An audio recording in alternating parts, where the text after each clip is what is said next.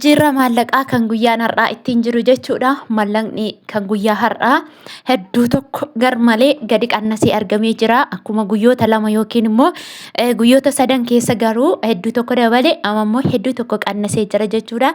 Biyyi akka sadarkaa maallaquma isaatti hundi isaaniitillee qaqannasanii jiru. Biyyoota kanneen akka Euro, Amerikaa doolaar, Kanaadaa doolaar fi Awustiraaliyaa doolaar akkasuma Saawudii riyaal, Dubaay diraamii fi Kaatar riyaal, Joordaan diinaarii fi Bahreen diinaar, Kuweet diinaar akkasumallee Keeniyaa shilingii, Jibuut Afrikaa raandii fi akkasumallee Yemen riyaalii, Swiss firankii kanneen akka Chaayinaa hewaan biyyoota hedduu kan isiniif qabadheen dhufe jechuudha. Nagaan koo isiniif haa ta'u hordoftootaa fi jaallatamtoota kabajamtoota maamiloota kiyya nagaa kooti nagaa guutuu nagaa irraa afaan qaba. Asumarraan hordoftoonni amantaa Islaamaa baga Rabbiin ayyaana Iid Alfaxiriitiin isin ga'e isiniin jedha. Inni baranaan isin ga'e bara dhufuunis nagaan isin haa geessisu isiniin jechuun jaaladha. Kanatti aansuun egaa gara sagantaa keenyaatti yoo galle guyyaan har'aa Meey 27 jechuudha. Meey 27 baatii 5 jechuudha. 2026 haala sharafni irra jiru waliin ilaallaa. Namoonni isinitti tole immoo laayikii godhaa akkasuma immoo viidiyoo koo sheer gochuu hin dagatiinaa isiniin jedha. Turtiin keessan ana wajjiniin haa ta'u. Tokkoffaa irraan isinii ka'a. Chaayinaa hewaan irraan isinii ka'a jechuudha. Chaayinaa hewaan tokko karaa gabaa gurraachaatiin guyyaa har'aa 26.81tti gadi deebi'ee jira jechuudha. Akkuma yeroo darbe 27 ture Chaayinaan hewaan. Akkasuma karaa baankiidhaan immoo Chaayinaa hewaan tokko 27 oolee jira jechuudha. Inni itti aanu Turkii riileedha. Turkii riileen tokko karaa gabaa gurraachaatiin 3.96 oolee jira jechuudha. Akkasuma paawundi sterlingiin tokko karaa gabaa gurraachaatiin guyyaa har'aa 244.62 oolee jira jechuudha. Akkasuma karaa baankiitiin immoo paawundi sterlingiin tokko 203.44 oolee jira.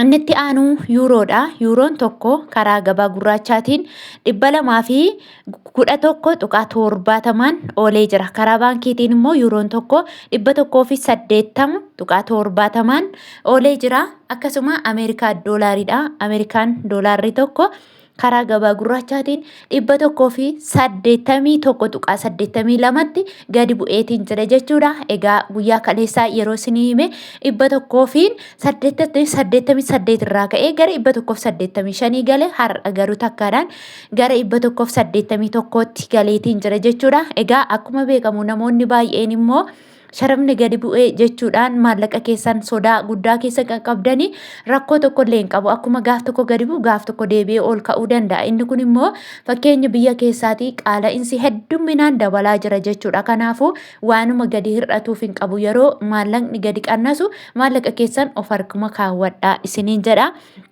Akkasuma obboleewwan kee Joordaan jirtanii fi Beerut keessa jirtan immoo Ameerikaa doolaar irraa dhaggeeffatattu yeroo baay'ee irra deddeebi'ee isinii himaa. Namni haaraan jiraachuu danda'a waan ta'eef jechuudha. Karaa baankiitiin immoo Ameerikaa doolaarri tokko 154.18 oolee jira jechuudha. Inni itti aanu Kanaadaa doolaaridha. Kanaadaa doolaarri tokko karaa gabaa gurraachaatiin 131.66 oolee jira jechuudha. Akkasuma karaa baankiidhaan immoo Kanaadaa doolaarri tokko 109.48 oolee jira. Inni itti aanu Awustiraaliyaa doolaaridha. Awustiraaliyaan doolaarri tokko karaa gabaa gurraachaatiin guyyaa har'aa 130.24 oolee jira jechuudha. Akkasuma karaa baankiidhaan immoo Awustiraaliyaa doolaarri tokko 107.79 oolee jira. Inni itti aanu Swiidin kiroonidha. Swiidin kiroon tokko karaa gabaa gurraachaatiin 19.55 oolee jira. Karaa baankiitiin immoo Swiidin kiroon tokko 16.16 oolee jira. Akkasuma Ijipshiyaan paawundiin tokko karaa gabaa gurraachaatiin 3.48 oolee jira. Inni itti aanu Indiyaan ruppiidha. Indiyaan ruppiin tokko karaa gabaa gurraachaatiin 1.94 oolee jira. Inni itti aanu Omaan Riyaalidha.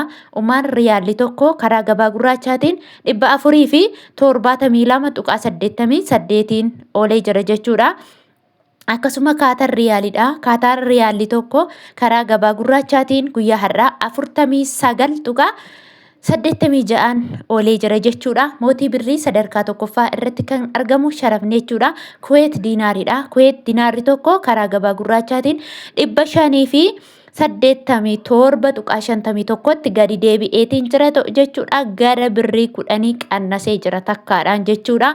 Akkasuma karaa baankiidhaan immoo Kuweet Diinaarri tokko 493.38 oolee jira. Inni itti aanu Dubaay Diraamiidha.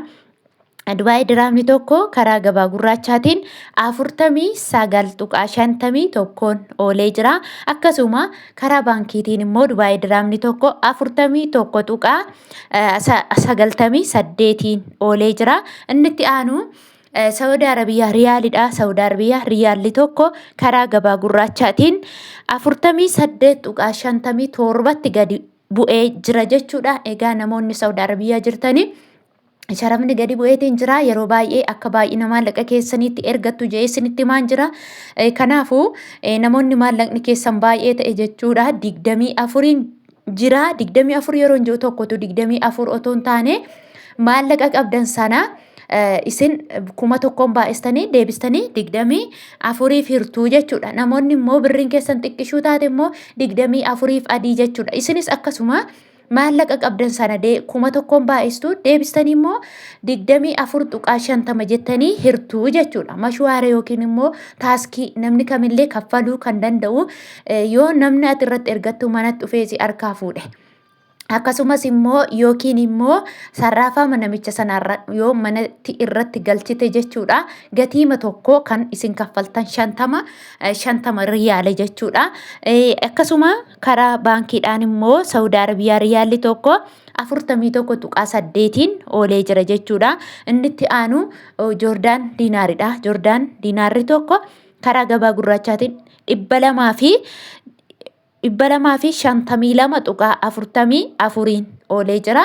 Akkasuma Bahriin Diinaaridha. Bahriin Diinaarri tokko 481.86 oolee jira.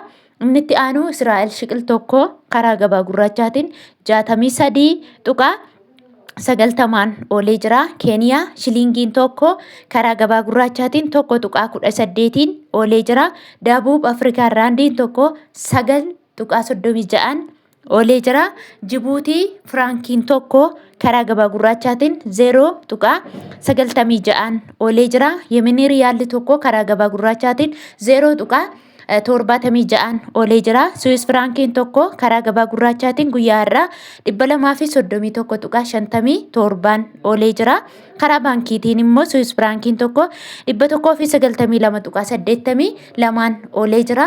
Hordoftootaa fi jaallatamtoota kabajamtoota maamiloota kiyyaa guyyaa har'aa viidiyoon qabadhee isiniif dhiyaadhe kana fakkaata.